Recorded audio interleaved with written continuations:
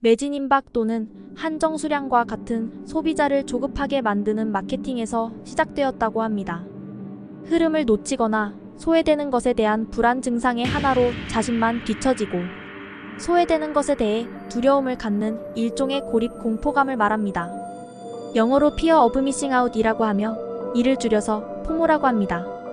포모 증후군은 우리말로 소외불안 증후군 또는 고립 공포감이라고 말할 수 있는데요.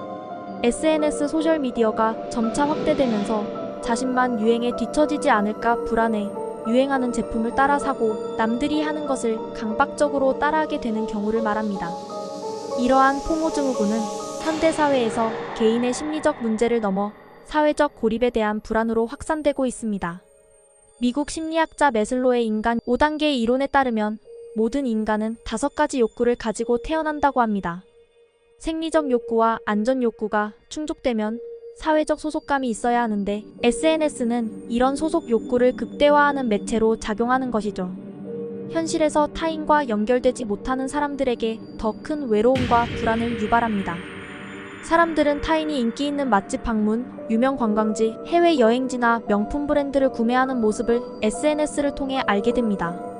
이때 이를 동일하게 따라가지 못하는 사람들은 자신이 뒤처졌다는 압박을 느끼기도 하는데요. 그리고 자신도 그것을 해봤다는 소속감을 느끼고 싶은 마음에 무리해서라도 이루려고 하는 것이죠. 하지만 매번 그렇게 할 수는 없고 SNS 속 정보는 빠르게 변합니다. 그렇기 때문에 충족은커녕 곧 더 큰 소외감과 낮은 자존감을 초래할 수 있는 것이죠. 현대사회에서 사회적 관계를 형성하는 네트워크에 동참하지 못하거나 나만 좋은 기회를 놓친 것이 아닌가 하는 불안감이 사회 전반에 짙게 깔려 있고 그 수도 점점 증가하는 추세라고 합니다.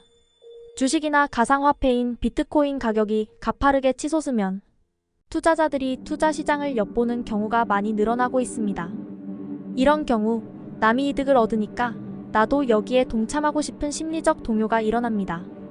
부동산에서 돈 많이 벌었다는데 나도 부동산 투자 한번 해볼까?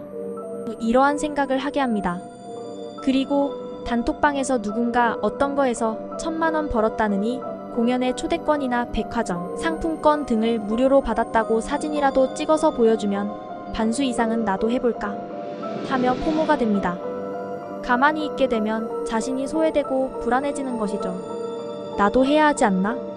다른 사람들은 모두 수익을 내는 것 같은데 나는 미싱아웃, 즉 사라질 것 같은 소외불안 증후군을 겪는다고 합니다.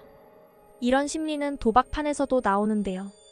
도박판에서 타짜들이 이용하는 행태입니다. 블러핑, 자신의 패가 상대방보다 좋지 않을 때 상대를 기권하게 할 목적으로 거짓으로 강한 베팅이나 레이스를 하는 포커판의 용어입니다.